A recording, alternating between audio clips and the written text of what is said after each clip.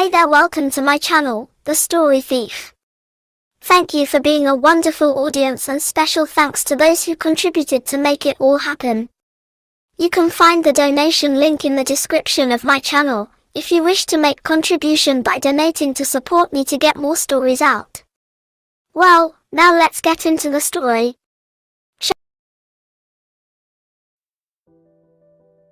Emily ran to the top of one of the dunes that surrounded White Sands Bay. The sand squeaked under her feet. When she got to the top, she gasped for breath and sat down. That was tiring. I feel like I'm out of energy. Warwick had taught her how to use an energy circle to replenish her energy.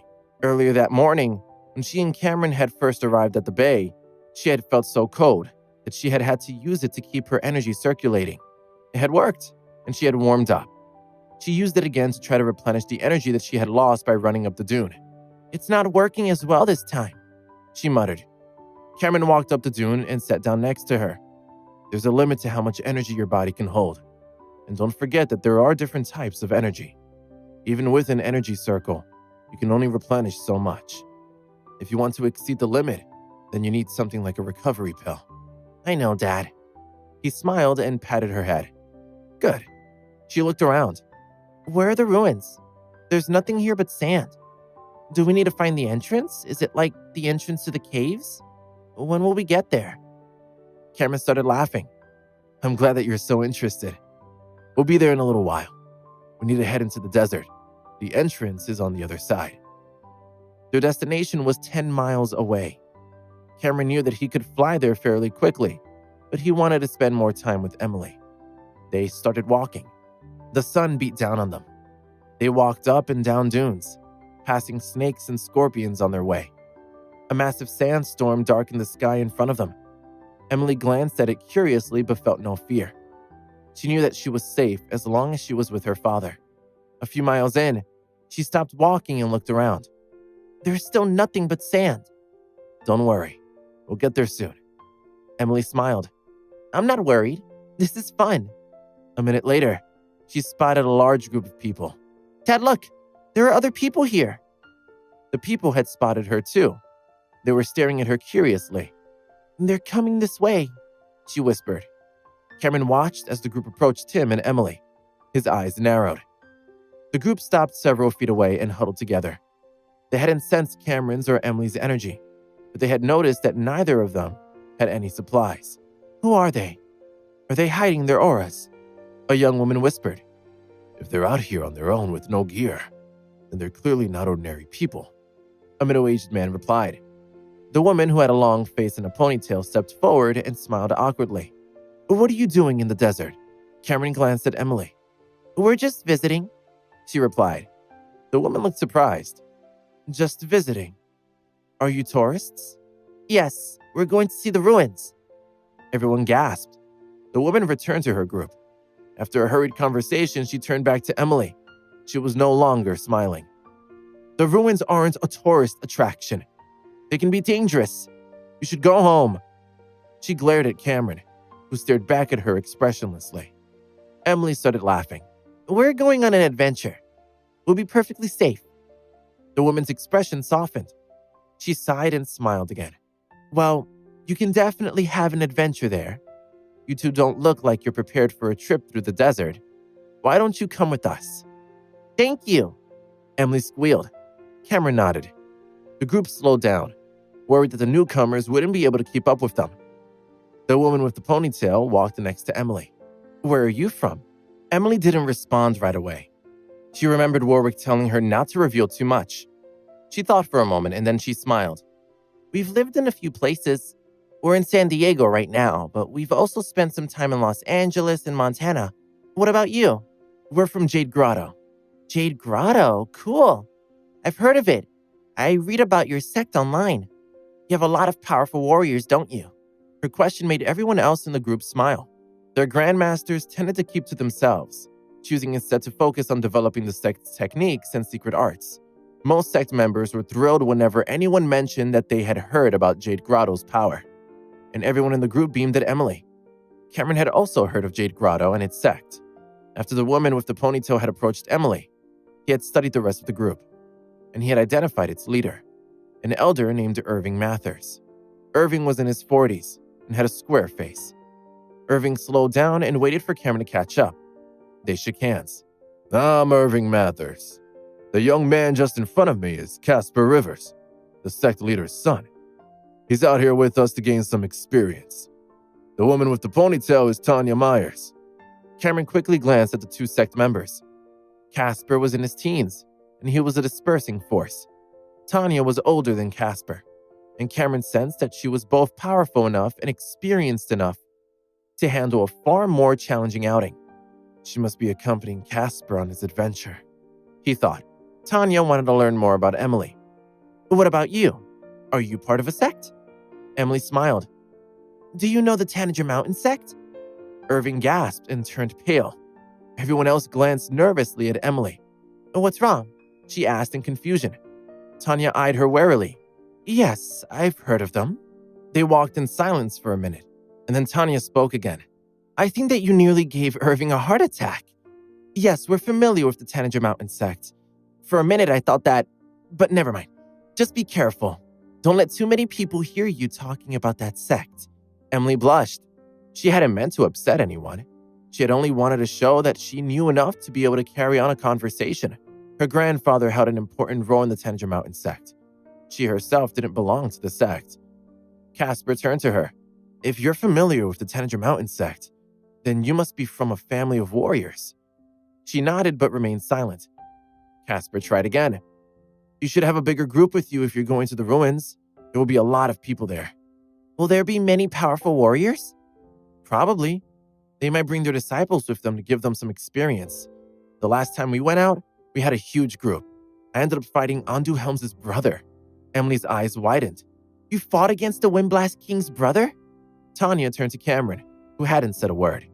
She studied him and concluded that he was completely harmless and possibly useless. Do you have an invitation? She asked, suspecting that he would say no. Without an invitation, he had come for nothing.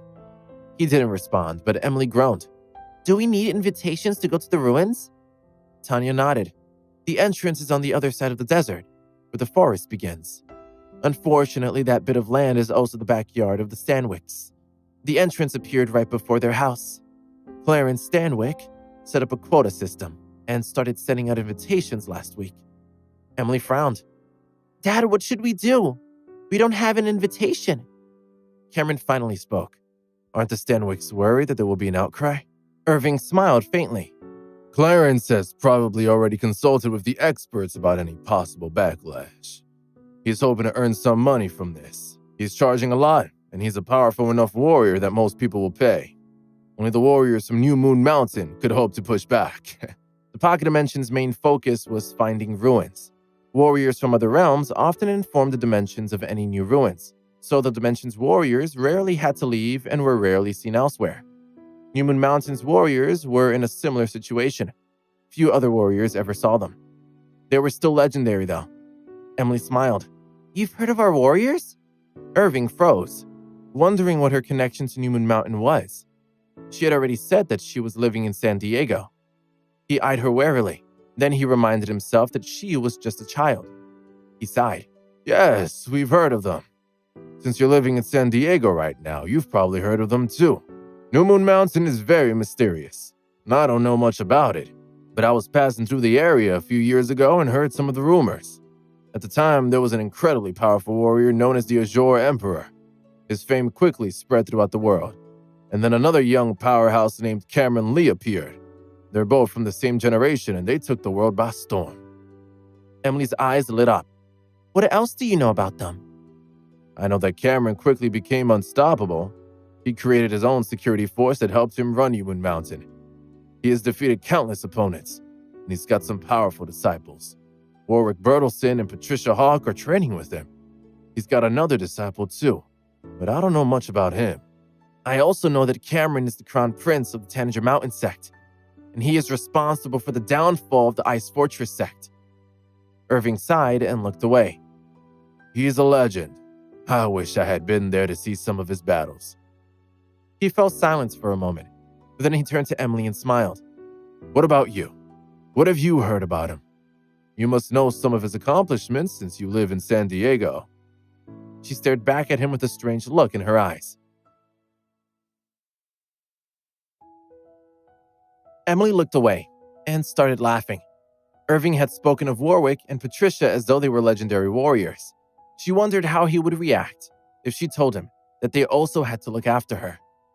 She caught her father's eye and winked. She remembered her rooftop conversation with Warwick. Warwick had told her how powerful Cameron was. She had heard other people saying the same thing. Mickey had mentioned her father's power several times. She had learned that her father was invincible, but she hadn't heard many details.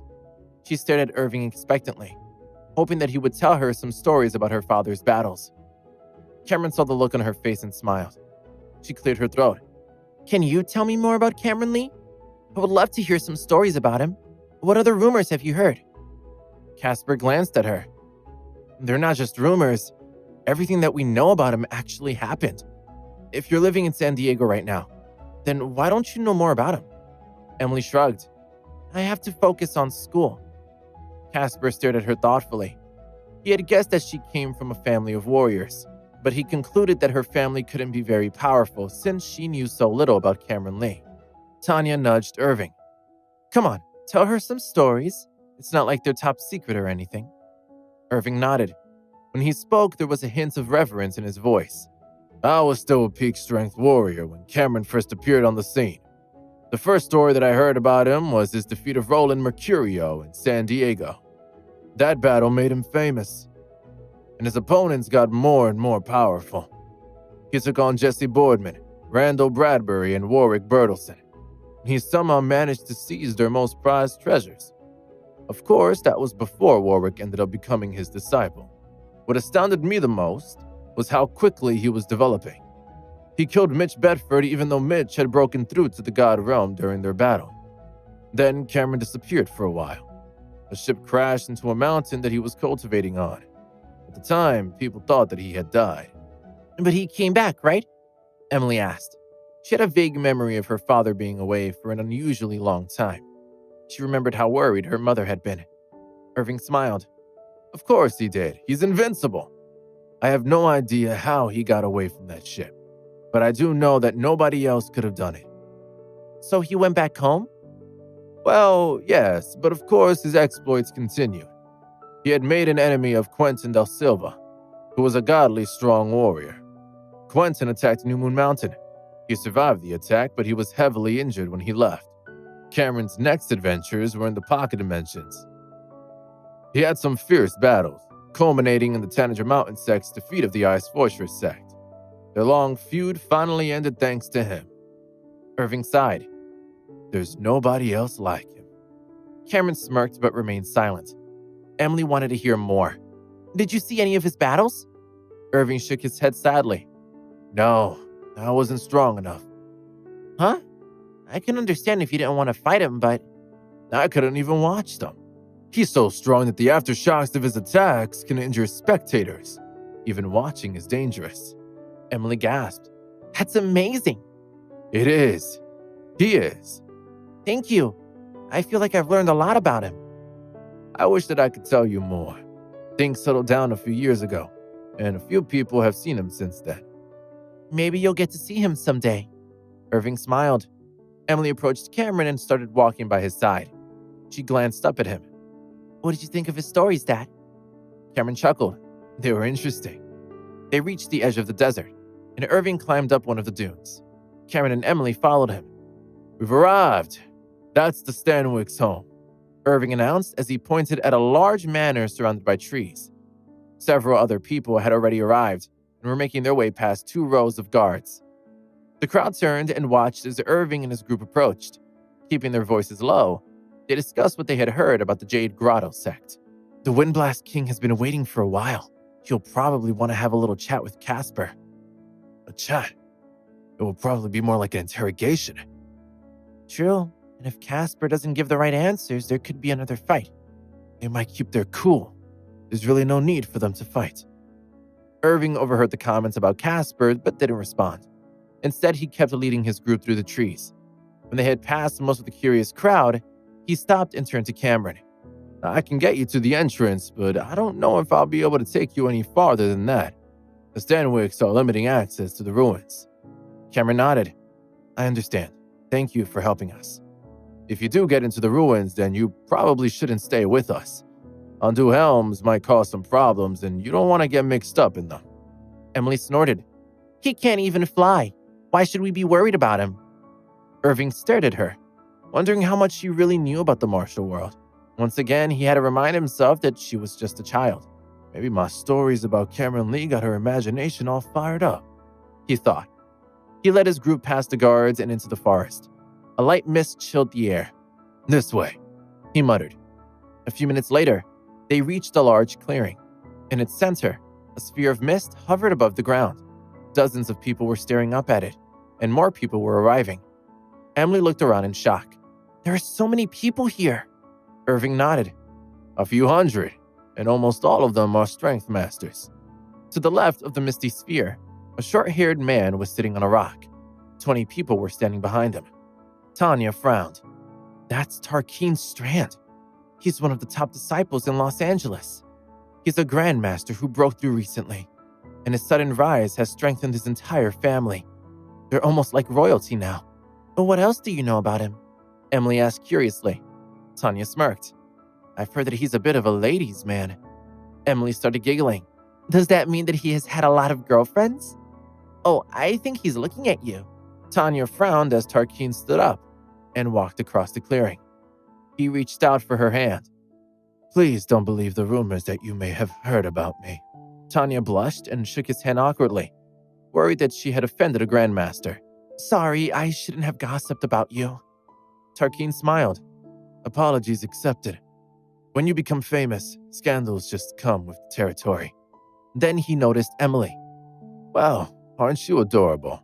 I see that you're with the Jade Grotto sect. I'm sure that they are prepared for the ruins, but if you need an extra guardian, I would be happy to step in. How about it? Cameron's face darkened. He wondered if he would need to send Tarkeen flying out of the clearing. One quick movement would do it. Thank you, but I'll be fine, Emily replied confidently. Are you sure? You never know what sorts of risks you might have to face. Do you like rescuing damsels in distress? Emily asked innocently. Maybe that works in old-fashioned games, but this is the real world. Cameron burst into laughter, and everyone else in the clearing started snickering. Tarkeen frowned. Of course. Well then, best of luck to you. With that, he returned to his group, ignoring the crowd's laughter. Just then, an angry voice cried out, Casper Rivers! That's Undue Helms, Tanya whispered. The crowd parted to make way for Undue. He stepped into the clearing, followed by a small group of supporters. Casper stared at him expressionlessly. Since you're here, I would like to challenge you to a fight. Undue growled. The crowd gasped. Several people nudged each other and smiled. Even Tarkeen, who had been muttering to his own supporters, glanced up and grinned. Everyone wanted to witness a battle. Irving sighed and stepped forward. Is that really necessary? We haven't come here looking for a fight. Undue sneered. Maybe not, but since you're here, what the hell? He fell silent, and his eyes widened in shock. Irving frowned. Undue's tone and expression had both changed abruptly, as though he had seen something alarming. You don't look so tough anymore. What's wrong?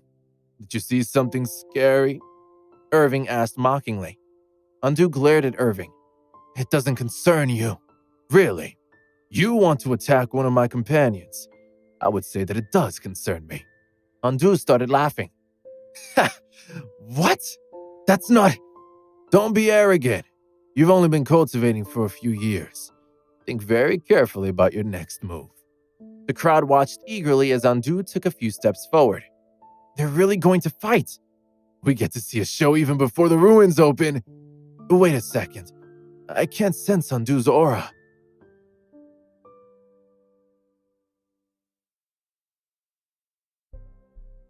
The warriors stared at each other in shock.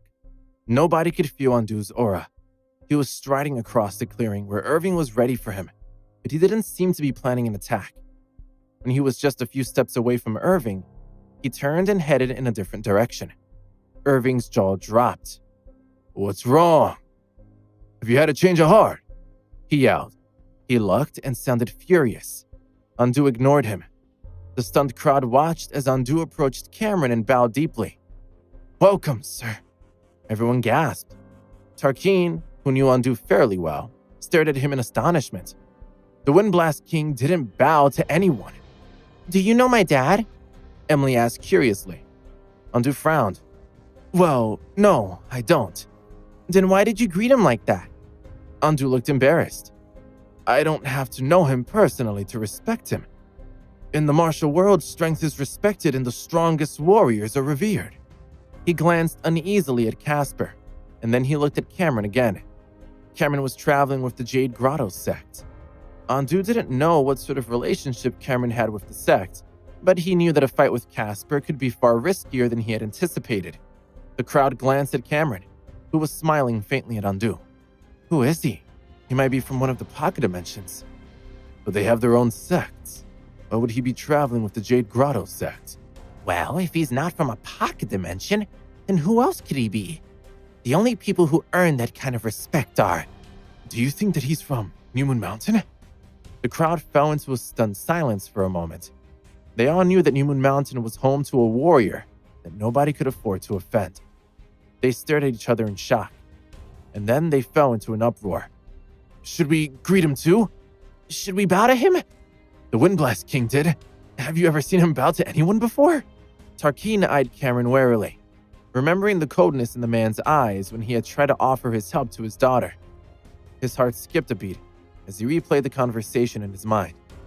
He had only been trying to help, and he didn't think that he had said anything disrespectful. I did nothing wrong, he muttered, trying to reassure himself. Still, something about Cameron made him uneasy. Everyone else was staring at Cameron almost reverentially. Tarkeen decided that he didn't want to get on his bad side just in case he turned out to be as powerful as everyone seemed to think that he was. Tarkeen sighed. Any problems that he caused would hurt his entire family.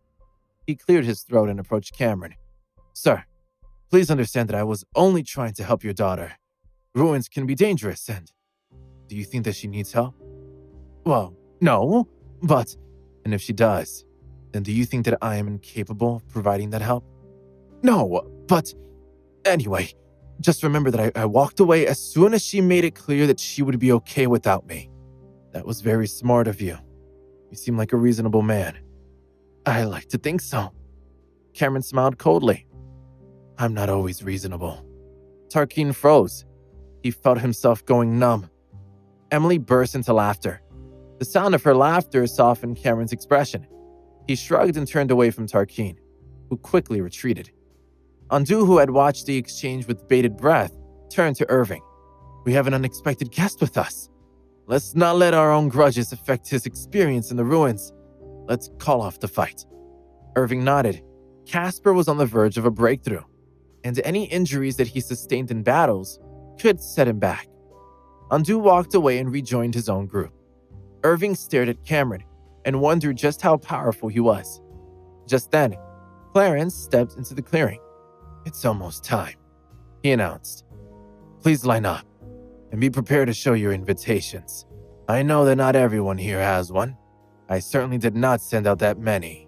If you try to slip in without one, there will be consequences.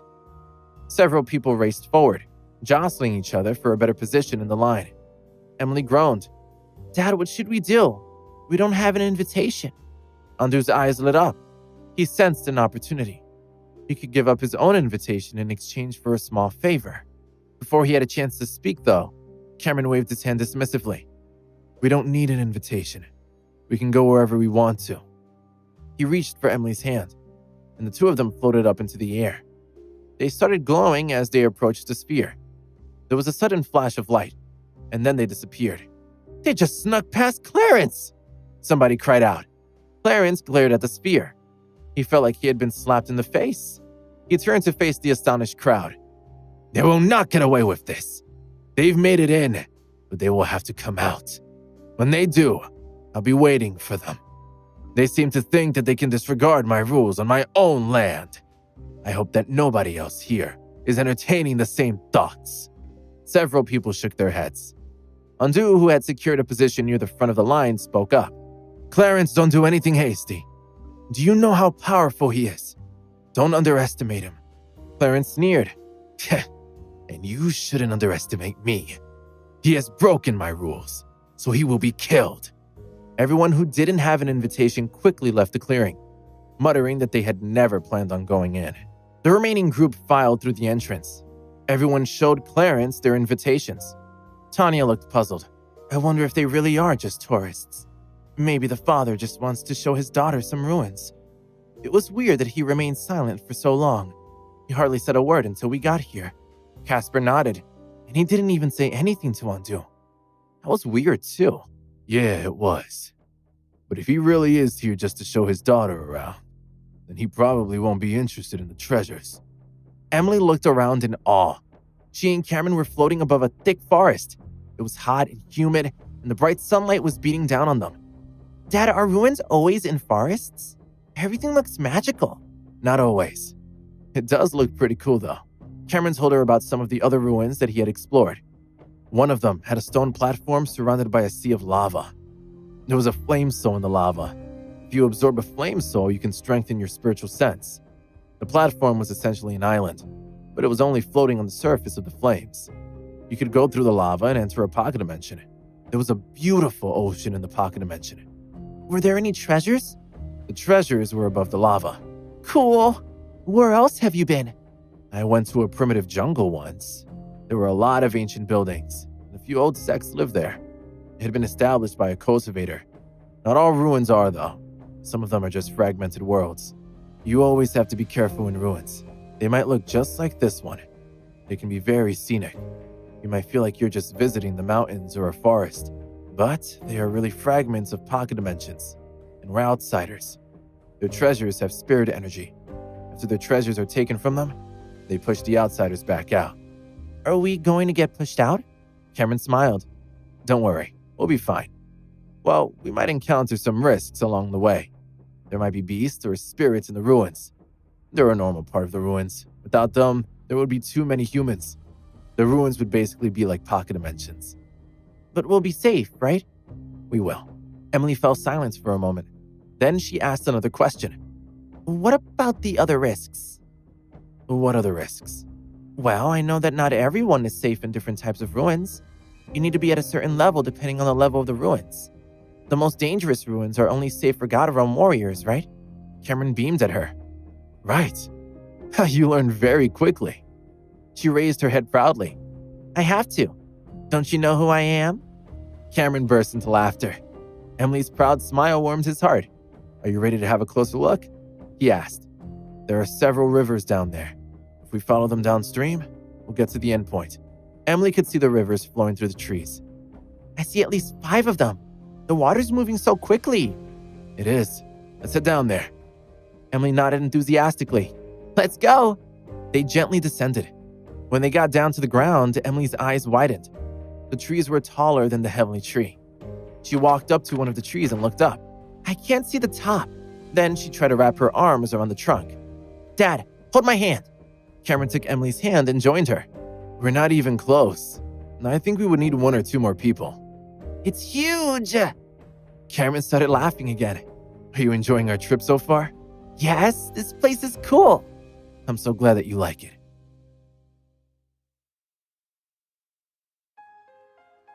Cameron waved his hand in the air, and a nearby tree, nearly 100 feet tall, flashed with golden energy for a second before shuddering and breaking into 2 halves. Its branches seemed to dance in the air before the entire tree transformed into a small wooden yacht, complete with lounge chairs and a sunshade on its deck. Emily's eyes widened, and she glanced over at her father, awestruck. Is there anything you can't do, Dad? She asked wonderingly. There's plenty of stuff I can't do. Cameron replied modestly. Like laundry, Emily replied. You shrink everything. Mom told me it was because you're just like your father. She said that? Cameron asked, cocking an eyebrow in disbelief. She's never mentioned it to me. Mom and I talk about a lot of different things when you're not around, Emily responded. Jessica talked openly with her family about whatever subject was at hand, believing that honesty and openness were the best ways to maintain healthy relationships. Jessica was more aware of this than most, having kept Emily a secret from Cameron for the first few years of their daughter's life. She wanted to make up for that as much as she could by being present and involved with her family. Jessica also believed in letting children have independence. She had no issue with Emily going off with Warwick or others close to them. As they talked, Cameron and Emily made their way to the boat and climbed aboard. Emily claimed one of the lounge chairs right away and assessed the view. "Dad, why are the trees like this?" she asked curiously. "Like what?" Cameron asked as he inspected the boat for flaws. Finding none, he joined his daughter by the chairs. "Like they're in the water and not in the ground," she responded. "I've never seen trees like that." They were surrounded by water, and the trees soared up from the flooded surface. The water was exceptionally smooth at the base of the trees, with the current showing only where the Treasure River flowed, sometimes with great intensity. "You're actually looking at the tops of the trees, Emily," Cameron explained. "There's a land 100 feet below us, and that's where the trees are growing from. This was all dry land before the flood." Emily nodded with understanding. "Even after all this time," Cameron continued, "the Treasure River is still extraordinary. Judging by how fast the water is moving, if someone fell in, they'd be pulled under right away.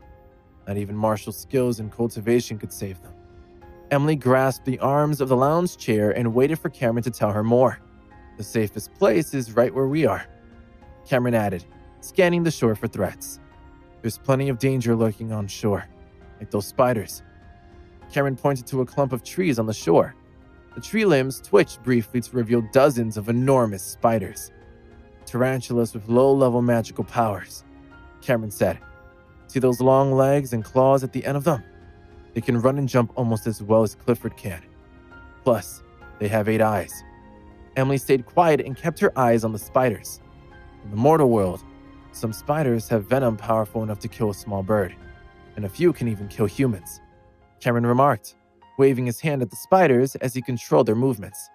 "Those guys could kill you before you took 3 breaths," Cameron added in a remarkably relaxed tone. He flicked a finger at them, and several spiders rose into the air, unable to move. "Aren't they fascinating, Emmy?" he asked.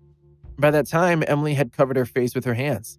She risked a glance at her father, who was absorbed with the arachnids. "Please get rid of them, Dad," she asked. "They're creeping me out."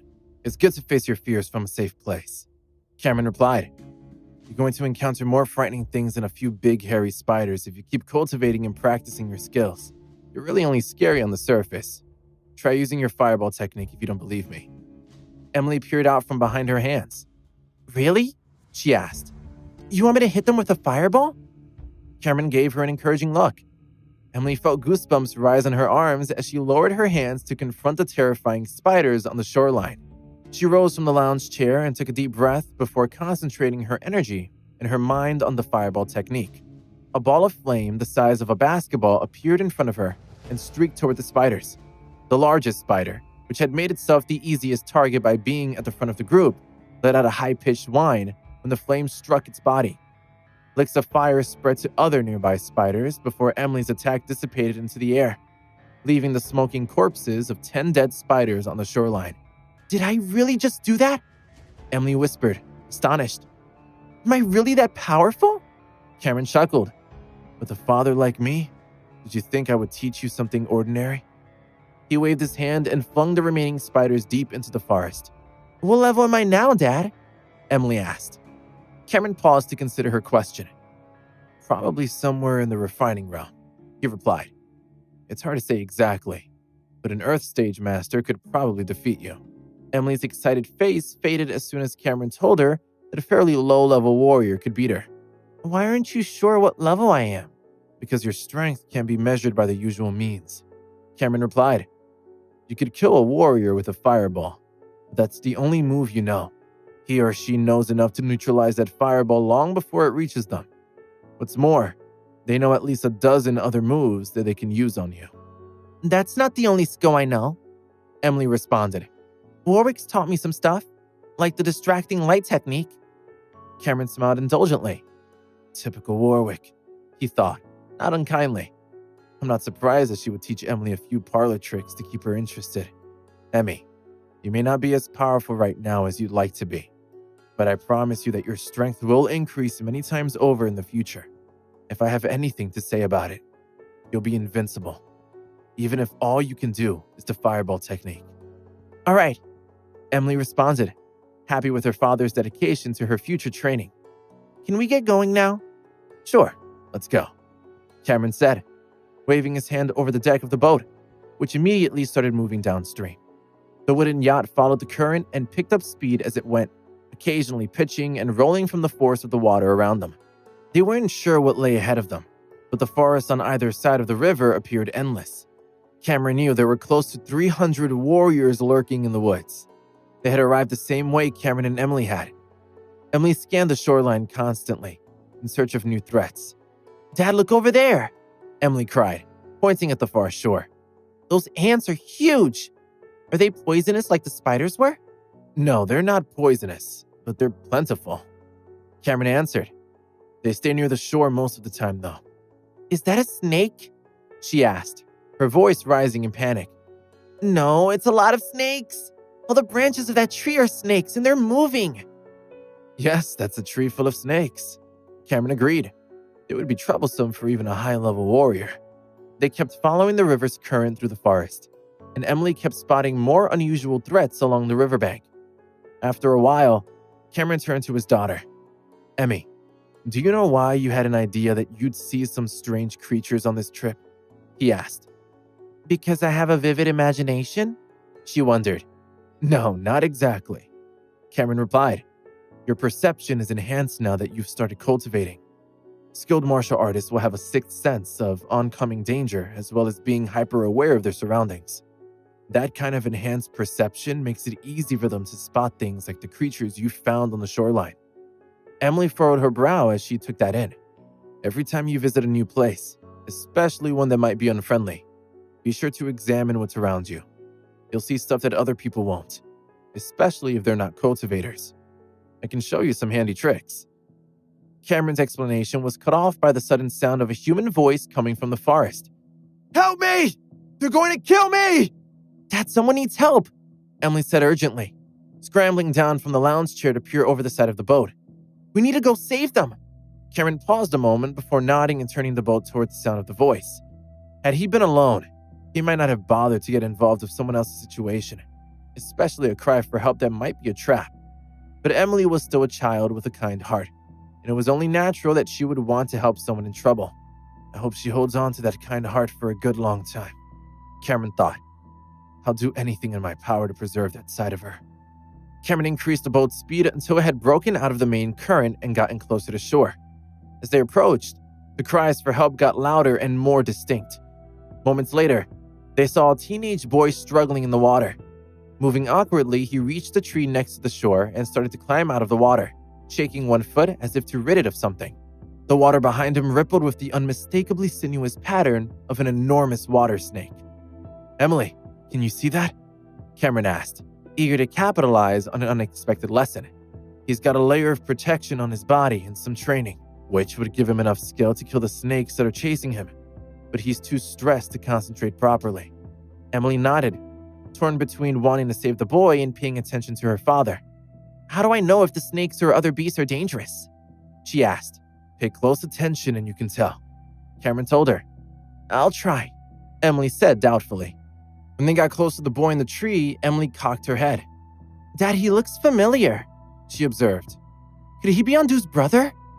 Maybe, Cameron replied. I do see a bit of a resemblance. He looks tired, Emily observed. Can we bring him onto the boat to rest for a while? Cameron waved his hand to bring the boat up next to the boy. He only had to reach a tiny bit over the side to grab the shivering teenager and pull him aboard. The boy tensed and paled when he felt something grab him from behind, and he desperately hoped it wasn't the water snake. He felt himself being raised in the air and then dropped unceremoniously onto a flat surface. When he opened his eyes and saw the deck of a wooden boat, he was both relieved and confused. Where did those people come from? He wondered as he saw chairs, a sunshade, and a table of snacks and drinks out of the corner of his eye. Are they on vacation? Or are they just here looking for the ruins? The boy rested against the side of the boat, breathing hard. Thank you, sir, for saving my life, he said. I'm sorry we don't have any extra chairs, Emily remarked. Would you like something to eat or drink? Some cold juice, maybe? No, thank you, the boy replied. What's your name? Emily asked him. Jalen, he replied. I'm Emily. Where's your brother? Emily inquired. Why isn't he with you? He just hasn't found me yet. Jalen replied. Once you enter the ruins, you have to split up. Says who? My dad and I always explore together. Emily remarked. That's a dumb rule. Your brother is stupid for making you do that. Jalen didn't know how to respond. Well, I agreed to it, so that must make me even stupider. How will your brother find you? Emily asked. Spirit treasures? Jalen replied with a shrug. He probably already knows where I am, but just can't be bothered to find me. He took a shell out of his pocket and held it in the air. I think this is a kind of tracking device. Emily barely glanced at the shell. You can wait for your brother with us, Emily announced. Okay, he replied. Emily turned to her father. Where does this river go, Dad? If we take it all the way to the end, we should find some treasures. Then we can leave. Cameron replied. That sounds easy, Emily remarked. There's nothing easy about it, Jalen thought as he leaned his head back against the sun-warmed wood of the hall. Just a few minutes ago, I was running for my life, and now I'm stuck on a boat with a couple of treasure hunters.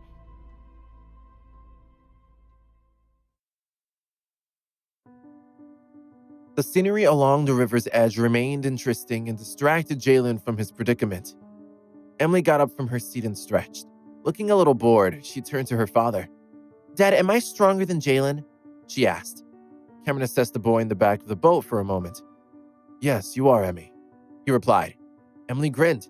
Fantastic, she exclaimed. Jalen, do you want to spar with me? Jalen's eyes widened. I'm not sure, he replied hesitantly. Don't you dare! A voice cried from the shoreline.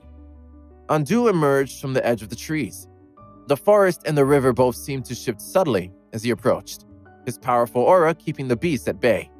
Andu had been surprised to see a boat on the water, much less one with his brother aboard. When Cameron's craft hugged the shoreline a few yards downstream, Andu jumped aboard. My brother is still new to martial arts, he said. He wouldn't be a good opponent for your daughter. If they haven't fought, then how can you know that for sure? Cameron responded reasonably. Well, first of all, you're her teacher, Andu explained. That alone makes her an extraordinary student, though I can't sense much of her aura. Never mind, Emily interjected. I don't need to spar with anyone today. She flopped back down into the lounge chair. I'll look you guys up in a year or two, if you're ready to fight by then. Andu gave her a quizzical look. All right, he responded. If that's the way you want it. Andu studied Emily more closely. She looked to be only about 11 or 12 years old, but she had definitely started working on her cultivation. Even after assessing her skills more thoroughly, he couldn't risk Jalen hurting her accidentally. She may be the daughter of a God Realm warrior. That had little bearing on her current abilities. I've been working my way through the forest from the east, Andu remarked. The various branches of the river seem to be coming together gradually. We should be at our final destination shortly. Traveling this way will save a lot of time. Yes, I agree, Cameron replied. Andu felt like he had interrupted something by jumping onto Cameron's boat. Maybe I should take Jalen out for a little training before we get there, Andu said. I don't want to disturb you. Cameron made a non-committal gesture with his hand, which Andu interpreted as assent. Come on, Jalen, we have things to do, he told his younger brother. The two of them jumped off the boat the next time it veered close to shore. Andu and Jalen walked through the woods quietly for a while before Andu asked a question that had been on his mind since he spied Jalen on the water. How did you get on that boat? He asked. A bunch of water snakes were chasing me, Jalen replied. I had almost gotten away by climbing a tree when I slipped. They came along just in time to save me. Andu considered this for a moment. Couldn't you defend yourself? Didn't I teach you that? He asked. You can get away from creatures like that. Besides, I gave you those defensive treasures. Why didn't you use them? I don't know, Jalen replied. Maybe I forgot about them, or maybe I'm just not that good at the martial arts thing. Andu sighed. And we'll just have to get you some more experience. Stick close to me, and we can take care of that in no time. On board the boat, Cameron turned to Emily after he watched Andu and Jalen disappear into the forest. Emmy, do you want to pick up a little experience while we're here? He asked. Emily put down the cup of juice she had been drinking. How can I do that when it's just the two of us on a boat in the middle of a river, Dad? You could float on the water for a while, Cameron replied. I could do that? She responded, her face showing both excitement and trepidation. Sure. Cameron said easily, knowing that he could swoop in if she got into any real trouble. What do you say? Okay, Emily replied, taking a last swallow of juice and standing up. tell me what I need to do. Cameron raised his right hand, and Emily's feet came off the deck of the boat as she started to float toward the shore. She hovered over the water and peered into the trees before turning around. She looked back at Cameron nervously. I don't know about this, she called out. Do you want to come back to the boat? Cameron asked her. No, She replied. I want to give it a try. It's just harder than I thought it would be. She swallowed hard. Dad, you'll be watching me, right? I'll be right here if you need me, Cameron reassured her. Use your energy to focus on your surroundings and stay on top of the water. You'll be fine. All right, I think I'm ready, she announced, holding her arms out to steady herself. Cameron released her. She promptly lost her balance and fell into the river. It took a couple of tries, but she was finally able to stand and hover just above the surface. Let your energy flow through your body, Cameron instructed. Focus on keeping your legs balanced above the water, and then imagine yourself moving forward. If I stop, I'm going to fall, she said. Relax, you're doing great, Cameron encouraged. Stay aware of your surroundings at all times. Remember what your grandfather and Warwick taught you. And you've got the fireball technique that you can use too. Cameron knew he could keep his daughter safe, but it was nerve-wracking to watch her wobble her way across the water. Okay, Dad, she responded. Emily stood for a moment until she got her balance back. After standing up, she tried to focus on everything around her as she moved forward. She was starting to find the rhythm of observing and balancing her energy when a snake as big as her arm dropped from a tree branch overhead. Emily panicked. What do I do? She thought. What would Dad do? He would attack. Almost without thinking, Emily summoned the fireball and sent it straight toward the snake, obliterating it into fine ash. Emily blinked and a slow smile spread across her face. I did it, she thought. From the boat, Cameron smiled too as he watched Emily from afar. All that training just paid off, he thought. Just then, several water snakes swam underneath Emily's feet. She saw them immediately and moved a few yards away. 5 of the snakes burst out of the water ready to strike. Watch this, she cried, channeling her energy into creating a 3-foot wave that sent the water snakes toppling backward harmlessly. 2 more water snakes took their place. Emily checked her balance before kicking them out of the way. One last snake reared up from the churning river, its red eyes malevolent. Emily conjured another fireball and hurled it straight into the snake's gaping mouth, where it exploded, sending the snake hurtling into the depths of the river. Not bad, Emmy, Cameron called out. You're getting better at controlling the size of your fireball. He was secretly quite impressed with what his daughter had just done. I get my talent from you, Dad, Emily replied, grinning ear to ear at her newfound power. Don't go getting complacent, Cameron reminded her. Remember that anything can happen. Emily glanced over at her father, and the look on his face made her wonder if there was another danger looming. She looked left, right, and below, but saw nothing of concern, though she unconsciously moved several yards away. When Emily glanced behind her, she saw a giant spider skimming across the water's surface. Ha! I'll take care of you, she exclaimed as she sent a sizable fireball in its direction. Seconds later, the tarantula had been reduced to ashes. Did you see that, Dad? She asked. I sure did, Cameron replied. That was great, Emmy. I think I'm getting the hang of this, she said, striding confidently across the water. Over the next 100 yards or so, Emily encountered nothing but a few small water snakes as she kicked away. She had nearly reached the shoreline when her shoulders sagged in fatigue as her energy and the adrenaline of fighting began to wear off. Cameron whisked Emily back to the boat and settled her into the lounge chair with a cool drink. That was pretty amazing, young lady, he told her. Like I said, I get it all from you, Emily responded. I was watching you the whole time, as you know. Cameron continued. Ideally, what you just did would take about 20% of your energy reserve. You used quite a bit more than that, though, which means that you're not fighting as efficiently as you could. That will come in time. Emily sighed with contentment as they continued down the river.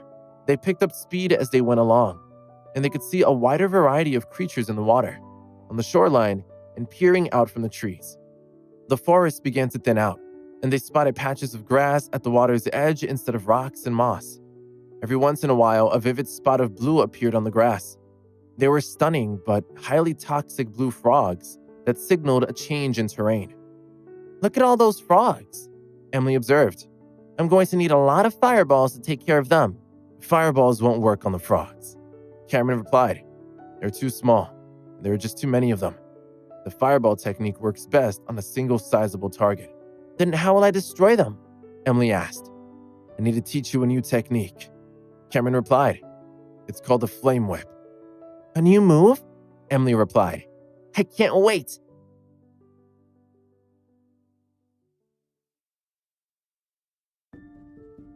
Regular flames are yellow with occasional flashes of blue. Cameron began. The Flame Whip will be all blue. The exact shade depends on the strength of the attack. The energy in a Flame Whip is more powerful than the fireball technique that you've been using. It will have more destructive power and cover a wider area. Cameron stopped the boat and began to teach Emily the new skill. "Don't be impatient with the Flame Whip," he continued. "It takes a while to set it up. Once it's fully in place, you can move it around freely. You can swing it to the left or to the right, and it's effective against most ordinary enemies."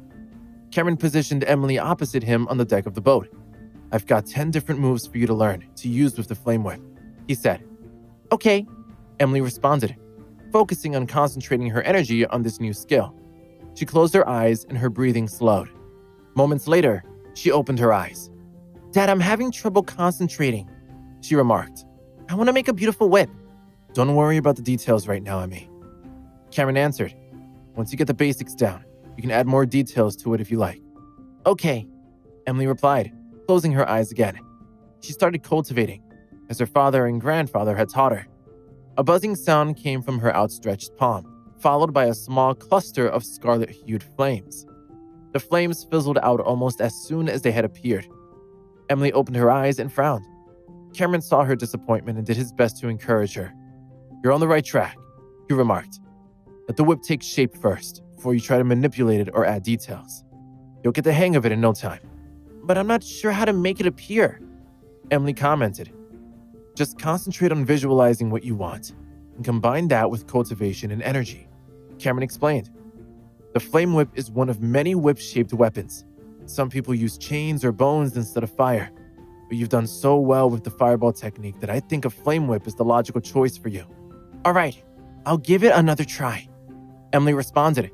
She took a deep breath and closed her eyes again. After a few seconds, she heard the buzzing noise again, louder that time. She could feel her hand vibrating with energy just before a small cluster of blue flames appeared. The flames churned in her palm as they tried to change their shape from an amorphous blob to a sphere to a caterpillar-like undulation. The caterpillar formation morphed into an elliptical shape before bursting apart and taking the shape of a butterfly. The fiery blue butterfly hovered over Emily's hand for a moment before it elongated itself into a 3-foot whip of intense blue fire. "I did it!" Emily cried, her eyes following the whip as it waved gently in the air in front of her. "That's way cooler than I thought it would be." Cameron smiled. "Nicely done," he said. "Shouldn't it be longer?" Emily asked. "I can't move it very far like this." "You can make it as long as you want it to be," Cameron replied. "It just takes concentration and practice. Remember the first time you tried the fireball technique?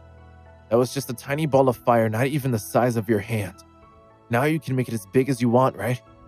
"Right," she agreed, eyes still locked on the modest Flame Whip in her hand. "But this doesn't feel as powerful as the other one did, even when I first started." "Who says it's not powerful?" Cameron observed. "You haven't even tried it out yet."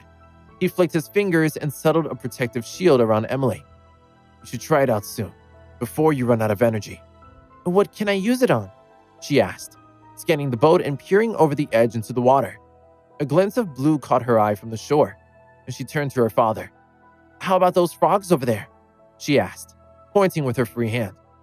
Cameron nodded. Emily slipped over the side of the boat, floating just above the surface with much less effort than it had taken the last time. She waved the Flame Whip gently, and it swayed menacingly. She swore it looked longer than it had when she was aboard the boat. Emily extended her arm and waved the Flame Whip more deliberately, targeting the toxic blue frogs at the water's edge. 3 of the frogs spotted the attack immediately and jumped out of the way. Another, more aggressive frog opened its mouth and extended its glowing red tongue toward Emily. The attack bounced harmlessly off Emily's protective shield, and she waved the Flame Whip again. That time it connected squarely with the frogs and vaporized them. Emily attacked the frogs again, showing more dexterity with each attack. She channeled her energy into her weapon almost without thinking and watched the whip increase in size and intensity. Cameron watched from the boat with the grin of a proud father. She's having absolutely no problem with these low-level creatures, he thought, and it's only the first time she's used a flame whip. After nearly a dozen attacks, the flame whip began to weaken. Emily grew tired as well and floated back to the boat. Exhausted, she collapsed into the lounge chair. "Dad, do you have any of those energy pills left?" Cameron nodded and handed her a small capsule that she swallowed with some juice. "That should help," he said, ruffling her hair affectionately. "That was pretty amazing for a first try, you know. A little more practice and you'll be proficient." Emily smiled through her fatigue. "I know it looked and felt easy just now, but you need to watch out for those frogs." Cameron continued. "They're quite poisonous, and there are a lot of them around. We should use some defensive treasures to protect ourselves, as Jalen talked about. When we get to the relic, we won't have any idea what we're going to find." "I can do that," Emily responded, reaching for more juice. "You mentioned defensive treasures," she continued. "If we have some, then why haven't we been using them?" "You need training to work with them by yourself," he replied. "When we get back, ask your grandfather to show you. He has quite a collection that I'm sure he'd like to show off." "Or I could ask Uncle Roy," Emily suggested. "I bet he has some too." Roy doted on Emily, and Emily knew it. "We'll talk about it when we get back," Cameron responded. "Let's get going. There's plenty more to see around here." The energy pill had started to kick in, and Emily felt less tired. "Yes, let's go, Dad."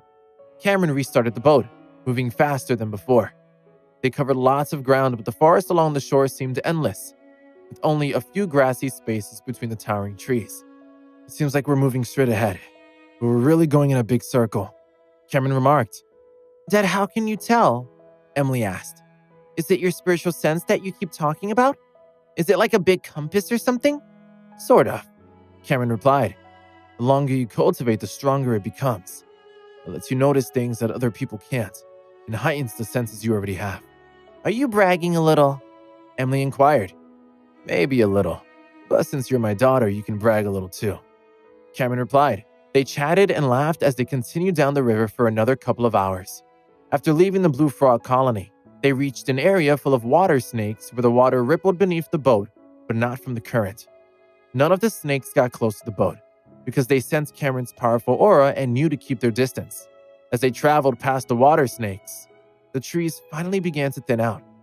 Instead of towering pines, oaks, and firs, the trees became harder to identify and less healthy looking. A faint mist clung to the surface of the water, and it was eerily quiet. "It's so quiet here," Emily remarked. "The water is so clear, but I can't see any fish. It's like there's something sinister here instead." "What do you mean there aren't any fish?" Cameron said. "Look over there." He pointed to a dense, dark shape in the water that moved strangely. "What's that?" Emily asked. "It's fish," Cameron replied. "Hundreds, maybe thousands of them. Piranhas by the looks of them." The boat approached the school of fish, and the dark mass split in two, surrounding them. Peering over the side, Emily caught sight of sleek, dark forms a foot or two long. Rows of sharp teeth glinted when they caught the light. Emily pulled back involuntarily, spooked by the piranhas just a few feet away. "Will they attack us, Dad?" she asked. "Maybe," Cameron replied. "See what the flame whip can do to them." "Okay," she responded, stepping back to concentrate her energy and unleash her weapon. Moments later, she had the flame whip in her hand, but it was still quite short. "I can't reach." "Lean over and concentrate," Cameron advised. "Hover over them if you need to." "I didn't think of that," she said, scrambling into position to jump over the side. Cameron watched Emily carefully, ready to step in if he needed to. Emily returned a few minutes later, looking frustrated. "That helped me reach some with the flame whip, but there are just too many," she remarked. "I think I only got 8. They're pretty aggressive too. They kept snapping at me." "Rest up and try again," he suggested. "You'll be surprised at how much better you might be." Emily sat in the lounge chair for a few minutes to catch her breath and restore her energy for the next round. Cameron had been right that she would do better. She got 13 fish the next time, and improved her tally for several subsequent rounds, killing almost 70 on her fifth and final attack on the piranhas. Cameron was quietly impressed at Emily's rapid improvement.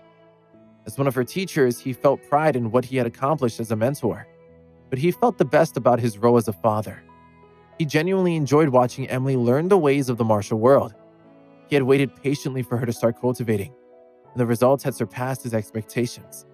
Cameron scanned the horizon and sensed threatening auras not far away.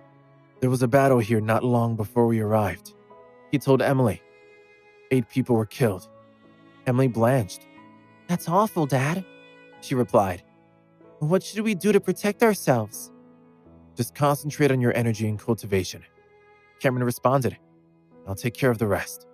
He paused and looked downstream. We should get going, he said. We're almost at our destination.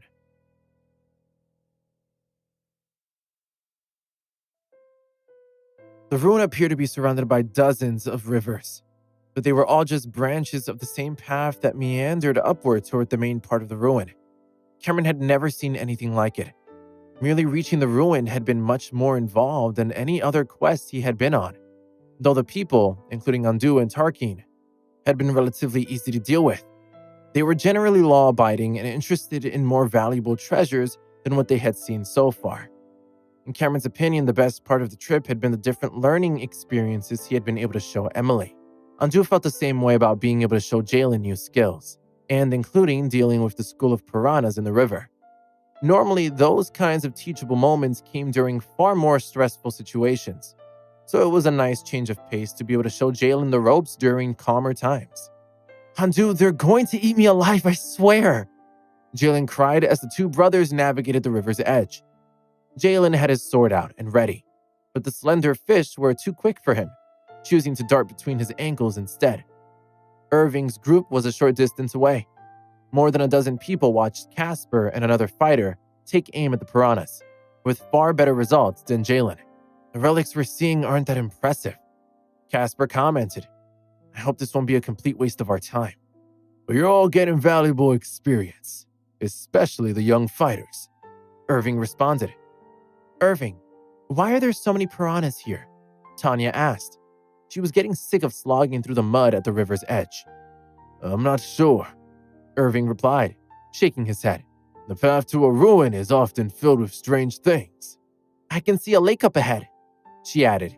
Is that our destination? Most likely. When will we get there? Sometimes I think we're going in circles. There's no rush, Irving answered. Besides the fighting practice, we've picked up a good selection of medicinal herbs so far, so it hasn't been a wasted trip by any means. And just to remind you, the rest of us will let you compete for the treasures among yourselves. That's how Andu and Tarkin wanted. But the strongest fighters aren't even here yet, Tanya observed. Something tells me that Cameron's not above bending the rules, she thought. Look who's here, Irving cried. His eyes widened as he realized exactly how Cameron had arrived. Cameron and Emily sat perched in a pair of lounge chairs atop what looked like a small wooden yacht. Emily sipped a tall glass of iced tea while Cameron adjusted the sunshade over her head. Tarkin, Andu, and Casper watched open-mouthed as Cameron cruised toward them. But they're just here to explore a ruin, Tarkin muttered. That's city folk for you, he thought. Look in the water. Why aren't those piranhas attacking them? Someone asked, pointing. That part of the river was teeming with piranhas, but they kept their distance from Cameron's boat, almost as if it might try to attack them. No wonder Andu is so nice to him, another person commented. He certainly looks and acts the part of a San Diego big shot. What level is he again? That question sent the crowd into a spirited discussion of Cameron's accomplishments, both rumored and actual. Cameron's yacht floated toward the gathered spectators. Emily called out when she spied a familiar face. Come on up here and rest for a while. Tanya hesitated, unsure if Cameron was in on this invitation. But with Irving's encouragement, she boarded the small yacht. Dad, do we have any more juice or iced tea? Emily asked. Cameron held out a large glass of iced tea, which Tanya accepted graciously. It's infused with raspberries from New Moon Mountain, Emily told her. We blend the tea ourselves too. It's one of our house specialties back in San Diego. Thank you, Tanya told her. She took a sip of the tea and then hesitated. Did you say this was from New Moon Mountain? Emily nodded casually. Is that where you're from? Tanya asked, hardly able to believe it. New Moon Mountain was the stuff of legend. Incredibly powerful cultivators supposedly lived there. Yes, we live there, Emily replied. Tanya gaped. My parents and I live on one side, and a bunch of other relatives have houses on the other side of the mountain. You've heard of it? Emily asked. Cameron watched this exchange and tried not to laugh. He had seen this reaction many times before from people who knew New Moon Mountain only by reputation. Dad, what did I do? Emily asked her father softly. Is it because I mentioned New Moon Mountain? It's not a secret that we live there or anything, is it? No, it's hardly a secret, he replied. He had wanted his daughter to have as normal a childhood as possible, and this little exchange with Tanya had shown him that he had succeeded. Tanya put the glass down. I'm so sorry to have bothered you, she said, a trifle anxious in the presence of such a legendary cultivator. It's our pleasure, Cameron replied, waving his hands casually. Tanya, what's the matter? Emily asked her. You seem uncomfortable since I mentioned New Moon Mountain. It just took me by surprise, that's all, she responded. Everyone says that New Moon Mountain is a remarkable place. Please have the rest of the tea, Emily insisted. It's really good, I promise. Tanya took another sip. It was the most refreshing iced tea she had ever had. It's delicious, Emily, thank you. Tell me about New Moon Mountain's reputation, Emily asked her, genuinely curious. To her, it was just her home, but others saw it as a profound and nearly sacred place. It's because Cameron, the Azure Emperor, and so many other powerful figures from the martial world either live there or have ties to it, Tanya began. People say that any warrior from New Moon Mountain can reach Grandmaster level without even trying. There's just something special about it. I've heard all that before, Emily responded. Tell me something else, something I don't know. That's all I've heard, Tanya replied awkwardly. I don't know anything else. She had heard a few rumors, some of them quite outrageous, but she didn't dare mention them there, for fear of embarrassing herself or the Lee family. They sipped their tea for a few minutes until Emily glanced over the bow of the yacht. Dad, is that a lake up ahead? She asked. Is that what we've been looking for all this time? Yes, that's our destination, Cameron replied. More specifically, the island in the middle of the lake. Then what are we waiting for? Emily asked him.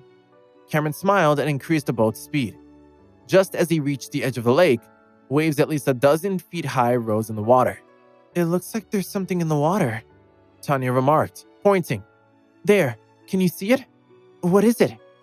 Emily asked, focusing all her attention on the roiling water. Do you really want to see it? Cameron asked, glancing at Emily and Tanya. Without waiting for an answer, Cameron waved his hand in the air, sending another, larger wave surging in from the opposite direction.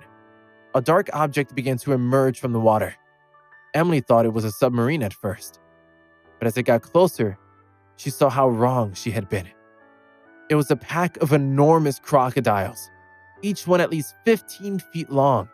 With the lake temporarily pushed out of the way due to Cameron's secondary wave, the prehistoric reptiles floated menacingly in the air. The crowd on the lake shore gasped in horror. Did you know there were crocodiles in the lake? Someone asked. They're at Strength Master level, another remarked. Remind me never to set foot in that lake again. I'm glad they're the ones who found them and not us. We could have been killed. Any treasures you might find isn't worth getting past those brutes. The crocodiles, suddenly stripped of their usual aquatic habitat, looked to their leader for guidance. The largest, fiercest-looking reptile swung its tail slowly back and forth, as if telling the others to wait for its signal. Tarkin, Andu, Irving, and a few of the high-level warriors glanced at each other before turning to stare at Cameron. Dad, they're scary-looking, Emily said anxiously. What are they going to do? Moments later, Cameron waved his hand again, and the water flowed back into the lake and over the floating crocodiles. Nothing. Let's go, Cameron announced, sending the yacht toward the island in the center of the lake. The island itself was fairly small, less than a mile across and mostly level. A large patch of glowing blue bamboo grew in the center of the island. Cameron had seen this plant before and smiled to think he could take it home again. It would likely enhance the heavenly tree, even though his collection of storm grass and storm crystals was already doing that. As soon as he uprooted the blue bamboo, The island began to tremble and thunder roared from the sky, driving the spectators away. Back at the Stanwicks, a slightly smaller group than had started the journey prepared to leave. Some people just don't care about the rules I set for this little adventure, I guess. Clarence muttered darkly. That treasure was on private island. Do they think we're some kind of fools? How much treasure does he need anyway? Clarence, you may be powerful, but you're practically a relic yourself, Cameron said. You can't compare to the warriors from New Moon Mountain.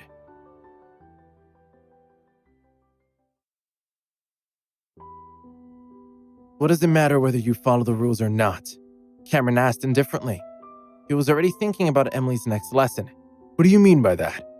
Clarence asked, eyeing Cameron a tad suspiciously. Without warning, Clarence burst out laughing. Actually, it's fine if you don't follow the rules. They're just words after all. Everyone looked confused. What is Clarence trying to do? Cameron thought. Cameron had no idea that Clarence had been trying to backtrack his earlier edict about doing exactly as the Stanwick said. Clarence had been talking to Guy, his backer, who had been intrigued when he heard that a high-level warrior was traveling with a clever 11-year-old. Do whatever he wants, Guy advised. You can't afford to offend him. Clarence knew what he was doing, but he had been concerned that Cameron had overheard his comments about the treasure, so he took great pains to publicly backtrack on the finer points of following the rules. In the end, Cameron just ignored what Clarence had to say, chalking it up to the ramblings of an old man. Forget it, Cameron said. Emily, let's get out of here. He grabbed Emily's hand and pulled her away from the crowd. They ran through the forest for a bit before floating above it. Moments later, they arrived back in the desert. Cameron's plan was to travel through the desert until it changed to grassland in the south, where they would stay in a yurt and Emily would practice her skills. After Cameron and Emily had left, the crowd went into an uproar. Who was that? Where did he come from? How strong is he really? What made Clarence change his mind so suddenly? Eventually, the spectators dispersed, leaving Irving's team to make their way through the forest. They hadn't lost any disciples over the course of the journey to the relic, unlike other groups. He's an interesting fellow, Irving remarked. Very hard to read. I know where he's from, Tanya piped up. Really? Irving replied, intrigued. Tell me more, starting with how you found that out. The other warriors turned to look at her, making Tanya self-conscious. They're from New Moon Mountain, she finally told them. What? Irving responded, stunned. That can't be. What makes you think that? One of the youngest warriors asked, clearly not believing her. The little girl told me while I was on the boat with her, Tanya answered. Her father gave me some raspberry iced tea, and she said it was a specialty of New Moon Mountain. They grow the berries and blend the tea themselves. I have to say it was some of the best iced tea I've ever had. I don't care about the iced tea, Clarence retorted. I'm more interested in their names. Did they introduce themselves? No, but they spoke about New Moon Mountain very casually, Tanya replied. The girl said that she lived there with a bunch of relatives. Do you think it's the real New Moon Mountain? Irving considered this for a moment before pulling out his phone. Let me ask the sect leader, he replied. Maybe he knows something. Irving, when did you become such a gossip? Casper asked with a sly smile. This isn't gossiping, Casper. It's verifying information, Irving replied. New Moon Mountain isn't something to be trifled with. Irving spoke with the sect leader for a while. It was a young man, maybe around 30 years old, and a little girl around 11. They seemed fairly ordinary, though the daughter seemed quite bright. They talked about New Moon Mountain and mentioned that they lived there with some relatives. Oh, that sounds like Cameron and his daughter Emily, all right, the sect leader replied. Irving hit his forehead with the palm of his hand. I can't believe I didn't recognize the Cameron Lee and his daughter, he bemoaned. That might have been my only chance to get to know them. Irving thought about that the entire way back. Out on the grasslands, Cameron and Emily met up with a group of campers and enjoyed a festive evening filled with good food, good wine, and plenty of milk for Emily. They made plans to return to New Moon Mountain the next day. As they were packing up, Cameron glanced at his phone briefly. Emmy, there's another ruin nearby, he told her. We might have just enough time to check it out before we go home. What do you say? Yes, definitely, she replied, her eyes lighting up. A few minutes later, Emily's face turned serious. Dad, will you always explore ruins with me? Of course. Cameron replied. What if I wanted to explore one by myself? Maybe someday, Cameron responded. You need to get a little more experience before I'd feel comfortable letting you do that. How much experience? Cameron thought fast. At least 3 more ruins worth. I'm not a baby, you know, she said. Sometimes I think you're too powerful, and I'll never get to show off my own skills. I just want to keep you safe, Cameron answered. Besides, your mother would skin me alive. They both laughed at that, which set the tone for the rest of their journey. Cameron flew above the treetops and scouted out interesting places to explore on the way home. They didn't find anything interesting at the ruin Cameron had mentioned, but they discovered a great pizza place for lunch on the way. They got back to New Moon Mountain late in the afternoon. Jessica was waiting for them in the courtyard. You were supposed to be back this morning, she said after hugging them both. I was starting to get worried. Dad wanted to try a restaurant on the way back, Emily explained, conveniently avoiding any mention of the ruin. They had great pizza. Cameron was reluctantly impressed by how easily Emily explained their impromptu detour. I'm going upstairs to play video games, Emily announced, heading for the house. That was ambitious, Jessica remarked after Emily had left. Checking out restaurants while hunting for treasure? Cameron hugged Jessica from behind, enjoying the sensation of her body against his after being away for a few days. I got back for your birthday, didn't I? He murmured, kissing her neck. Did you bring me a present? Jessica murmured. I think I left it upstairs. Cameron replied. Let's go find it. A few hours later, Emily came downstairs and the 3 of them went to the restaurant for dinner.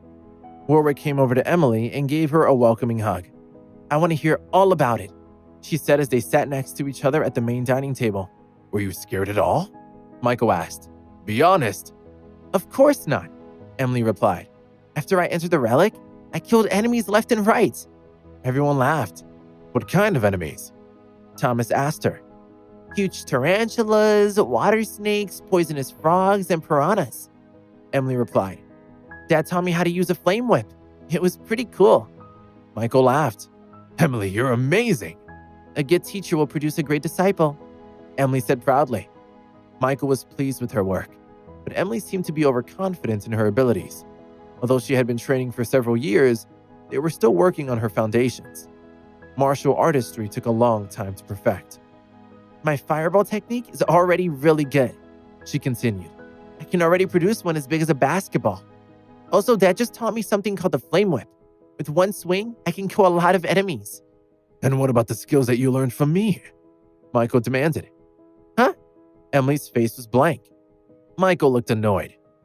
When you went to the ruins, did your father tell you that those skills were useless? Cameron coughed. No, he didn't, Emily answered crisply. Michael relaxed and then chuckled. I assure you, they're very good skills. I was hoping that your father wouldn't say anything negative about them when you 2 went out the other day. Well, he didn't, Emily assured him. He said those things long before that. Michael's mouth dropped open. He turned to Cameron with a furious look on his face. I said that they were a little useful, Cameron retorted weakly. Oh, really? Michael's face was red. Emily chuckled as she watched the scene. She enjoyed tormenting her grandfather. That night, Emily started bombarding the pool of water again. She swung her flame whip a few times, but the energy consumption was very high, so she could do it for only a few minutes. She decided to go look for Misty.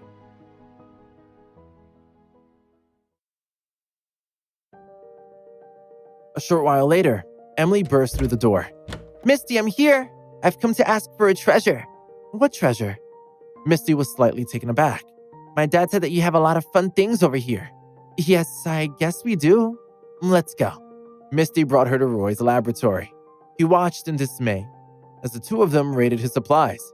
Hey! Roy hovered over their shoulders. This won't do. I need these things, you know. All this junk? I'm sure you can spare some of it. Misty handed Emily a small flag. 15 minutes later, Emily, carrying 2 large bags, walked up to Cameron and Jessica. Dad, why don't I have a ring that can hold things? Cameron didn't look up. Because you'd lose it? Anyway, rings make it harder to do some martial arts moves. But wouldn't it be very convenient? I can't store these without one. Emily pouted, a tactic that always worked well on her father. He finally looked at her. All right, but you don't need a ring. I'll give you a bracelet. Cameron took out a white band. I'll need a drop of blood. With barely a thought, he separated a drop of blood from Emily's finger and fused it into the bracelet. You don't have the spiritual sense, so you need this kind of medium to bind the object to you. Carefully feel the space and use the energy within your body like a bridge.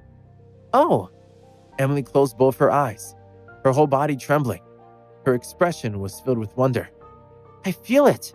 A few moments later, she opened her eyes again. I got it! Success? Cameron asked. Yeah! She took out a small flag from her bag and commanded, Bracelet, receive! With a sizzling sound, the small flag transformed into a stream of light and entered Emily's bracelet. Appear, flag! The flag reappeared. Cameron laughed and shook his head. After testing out the storage and retrieval of her new bracelet for a full half an hour, Emily finally collected all of her new treasures and prepared to leave. Cameron stopped her. Take it all out again. I'm going to tell you the uses of every treasure. After that, I'll give you some more. After all, you've got a lot of space in there. Might as well use it. Sure. Emily emptied her bracelet storage in a hurry. This blue flag is a hallucination array. Cameron explained.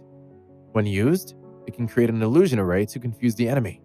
Even a well-trained master could get caught in its grip for quite a long time. He picked up a red flag, and his eyes flashed with a ghostly light. This is a storm formation. After it's activated, it will form a huge storm that will sweep through an area hundreds of feet wide. No one below the Grandmaster level can withstand it. Jessica's mouth twisted in amusement. She knew that the flags that Emily had obtained from Roy were all ordinary array flags. Cameron was just making up stories on the spot. Emily, Jessica's expression turned serious. You have to remember this very clearly. If you were to accidentally release these, people around you would certainly be hurt. If you play with these, the consequences could be unimaginable. You understand? I know. I won't take these out at school. I still have a lot of studying to do before I can use treasures like these. Cameron knew that Emily was a responsible and intelligent girl. They wouldn't have to warn her a second time. It's not that serious. He chuckled. When you release one of them, the first step is to activate it, and the second step is to confirm whether or not it's working properly. Once it's on its way, it will follow your intentions without fail, and you won't be able to take it back. So listen to your mother. Keep these hidden when you're at school. Okay. Emily nodded obediently. This shell is a defensive treasure. Cameron continued going through the items. It's just like when you see Jalen. You can feel the layer of lines in front of him when the energy dissipates. As for this white formation flag, later Cameron had finished explaining everything that Emily had gotten from Roy. Emily sighed. I know you said you'd give me more treasures, Dad, but let's not do that right now. My brain can't take any more. He smiled. Tomorrow then. Okay. Now I'm going to perform a whip technique for Mom. She took out a long whip and began to wave it from side to side. Emily had a lot of talent, and she enjoyed working on her cultivation. A week later, she had already mastered the initial stage of the whip. Cameron decided to bring her to the ruins of Oregon. After spending some time there, she became more familiar with both the flame whip and the fireball technique. They got back at midnight. Oh no! Emily shrieked. What's wrong? Cameron's heart was thudding in his chest. He was terrified that something was seriously wrong. I forgot to do my homework! Emily disappeared into her bedroom like a wisp of smoke. An hour later, she finally emerged and lay down on the couch humming. It had been only 2 months since she had started cultivating. She had started out not knowing anything but had already learned about the martial world, pocket dimensions, ancient caves, King's Domain, Colossus World, the terrifying and deep North Sea, ancient ruins, spiritual beasts, and more. An outline of the universe formed in Emily's mind. The next morning, it was time for her to go back to school. Cameron and Jessica both went to drop her off. She hugged them, and then grabbed her backpack and ran into her classroom, where the students were chattering away. When Bjorn saw Emily, his eyes lit up. When the teacher gets here, he'll have our grades. Emily, I'm sure you'll be in the first row, and unless something unexpected happens, I'll probably be in the third. Emily put down her backpack and sighed. My mom will be happy that I got good grades, but I don't like the first row. It's too close to the backboard. Which row do you like? Bjorn asked. Something closer to the back. You're lucky to be in the third. Oh? Bjorn smiled shyly. The school bell rang. Mr. Whitney walked in, and as Bouillon had predicted, he carried the class report. "Your performance on this month's test was quite good," he said, clearly pleased. "In fact, this class finished second in the school, so congratulations. Today I'm going to assign you seats based on those grades." Before he could tell them where to go, Bouillon raised his hand and stood up. "Mr. Whitney, maybe it's a better idea to let us choose where we sit instead of dividing us by scores." "Better for whom?" Mr. Whitney laughed lightly. If he allowed them to choose their seats, naturally they would sit by their friends, and then chatting would become a big issue. It was better for their education if they had assigned seats. "Unfortunately, that won't do," he informed them. "It's school policy that we seat you by test scores, and I have to follow that rule." Mr. Whitney gestured for Bouillon to sit down, but he remained standing. But some students might not be able to see the board from the back. He was secretly very impressed with himself that he had come up with an excuse so quickly. Mr. Whitney thought for a moment. "We'll divide the seats according to the results. Then I'll let 5 of you switch places." He straightened the pages. "In first place this month is Emily." Emily was startled. She knew she had done well, but she hadn't expected to be number 1. She picked up her backpack and went to the first seat in the first row, where the boy there was gathering his things. He stuffed them in his bag and went to stand beside the teacher, and Emily took his place. Many of the students knew that Emily didn't study very hard, and they were surprised that she had come out on top. Bernard, in particular, was hurt and a little angry. He studied every night until 11 o'clock, but she had still beaten him. "In the second place, Bernard," announced Mr. Whitney. Bernard was relieved that at least he was second. He sat down beside Emily without looking at her. Emily didn't say anything to him either. She thought he was a bit stuffy. It was clear that he was irritated at her, but she didn't care. Her father had taught her to be herself and not worry about the opinions of others. Mr. Whitney continued to call out names until all the seats were assigned. "Now I'm going to let the top 5 students decide if they like to move. But they have to find someone willing to change seats." Emily raised her hand. "I'd like to move." "Where do you want to sit, Emily?" "In the 5th row." "Is there anyone in the 5th row who would like to move up?" 3 of the students raised their hands, and Mr. Whitney chose the one who had been fastest.